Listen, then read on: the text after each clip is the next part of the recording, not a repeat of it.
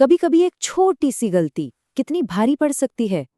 आज के इस रोमांचक और रहस्यमयी विश्लेषण में हम एक बहुत ही खौफनाक घटना की तह तक जाएंगे, जिसे द कंडोली इंसिडेंट के नाम से जाना जाता है। हम उत्तराखंड के पहाड़ों में हुई एक ऐसी यात्रा का ढांचागत विश्लेषण करने जा रहे हैं जो पूरी तरह से रोंगटे खड़े कर देने वाली है। हम एक एक करके उन कड़ियों को जोड़ेंगे जिन्होंने एक बिल्कुल साधारण से सफर को एक भयानक दुस्सपन में बदल कर रख दिया। तो चलिए इस कहानी के एकदम शुरुआत में चलते हैं।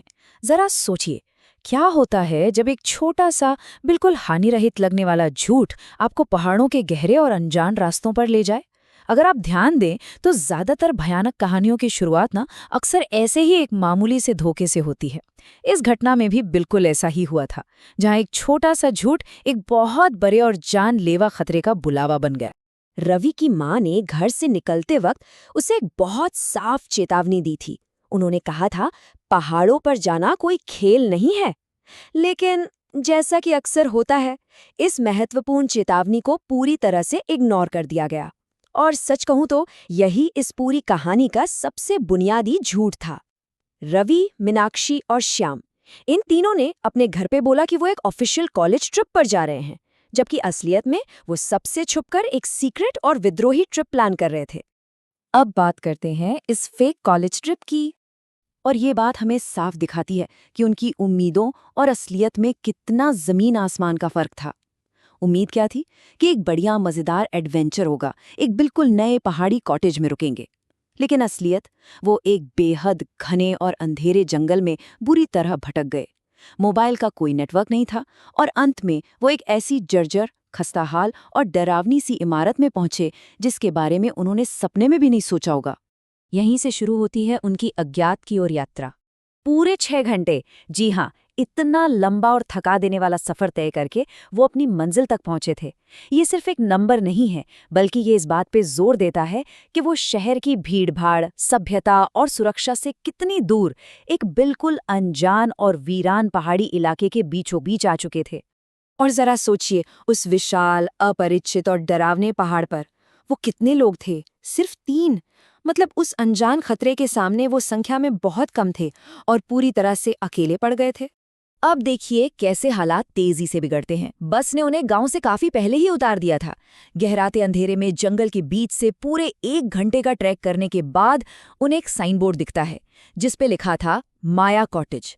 और जैसे ही वो वहां पहुंचते हैं, अचानक तेज गरज के साथ आंधी तूफान शुरू हो जाता है। वो अनजान रास्ता, गहराता अंधेरा और अचानक आया तूफान पल भर में उनका सारा कॉन्फिडेंस छीन लेता है। और फिर उनकी मुलाकात होती है एक बहुत ही रहस्यमयी केयर टेकर से। उस पुरानी टूटी-फूटी कॉटेज के दरवाजे से अचानक एक बूढ़ी औरत बाहर आती है। उसके चेहरे पर एक बहुत ही अजीब सी मुस्कान थी। उसने बेहद दबी हुई आवाज में बात की और उनके हाथों में कमरों की चाबियां और नाश्ते की ट्रे पकड़ा दी। सच कहूं तो उसका वो अजीब सा बर्ताव और अचानक यूं सामने आना उस पूरे माहौल की बेचैनी को कई गुना बढ़ा देता है। अब इस बात पर गौर कीजिएगा, जब रवि ने थोड़ी घबराहट में उस औरत से पूछा कि क्या कॉटेज में कोई और भी रुका है, तो उसका जवाब लिटरली रोंगटे खड़े कर देने वाला था। उसने बिना पीछे मुड़े सिर्फ इतना कहा, रुके थे, चले गए, अब तुम लोग जाओ। ये वो रहस्यमयी जवाब था जिसने उनकी किस्मत तय कर दी। यहीं से उनके लिए वापसी के सारे रास्ते बंद हो चुके थे। और फिर शुरू होते हैं आधी रात के डरावने भ्रम। जरा घटनाओं के इस क्रम को देखिए।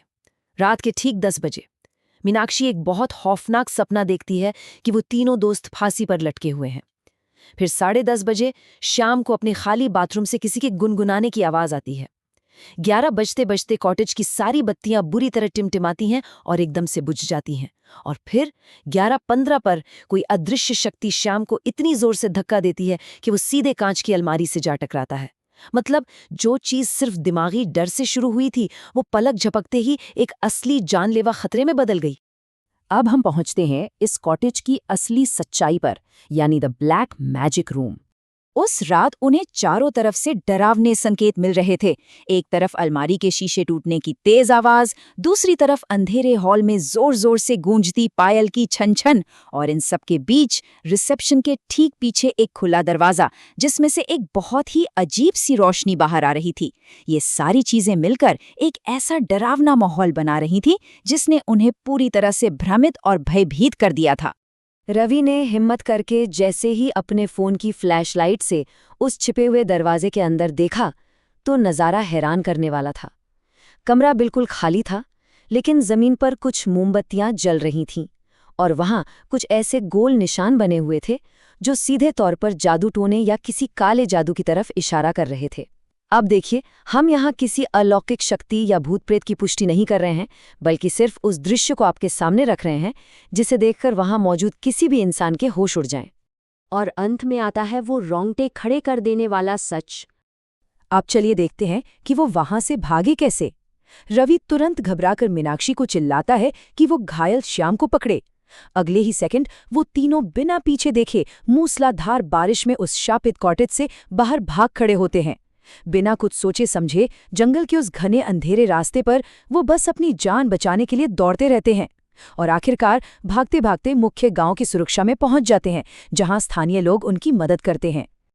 लेकिन रुकिए, सबसे बड़ा और खतरनाक झटका तो अभी बाकी था। उन्होंने ऑनलाइन जिस जगह की बुकिंग की थी उसका नाम था माया कॉटेज, जो गांव के बाहर जंगल में था, राइट? लेकिन गांव वालों ने जो बताया उसने उनके पैरों तले जमीन खिसका दी। गांव वालों ने साफ साफ कहा कि माया कॉटेज नाम की कोई जगह पूरे इलाके में है ही नहीं। वहां सिर्फ एक साया कॉटेज नाम का गेस्ट हाउस है जो गांव के अंदर है। इसका मतलब समझते हैं आप? इसका सीधा सा मतलब था कि जिस डरावनी जगह पर उन्होंने वो पूरी खौफनाक रात गुजारी थी, भौतिक रूप से उसका कोई अस्तित्व ही नहीं था। तो ये सब जानने के बाद सबसे बड़ा सवाल यहीं आकर अटक जाता है। अगर माया कॉटेज का कभी कोई अस्तित्व था ही नहीं, तो फिर वो कौन था या क्या था जिसने उस तूफानी बारिश में उस सुनसान रास्ते पर उन्हें अंदर बुलाया था? वो बूढ़ी औरत कौन थी? ये पूरी घटना हमें सोचने पर मजबूर कर देती है कि जब हम अपनों की दी गई चेतावनियों को अनसुना कर देते हैं, तो हम खुद को कितने बड़े और अनजाने रहस्यों के सामने खड़ा कर सकते हैं। तो सुरक्षित रहें और अगली बार जब कोई आपको ऐसी चेतावनी दे तो उसे कभी नज़रअंदाज मत कीजिएगा।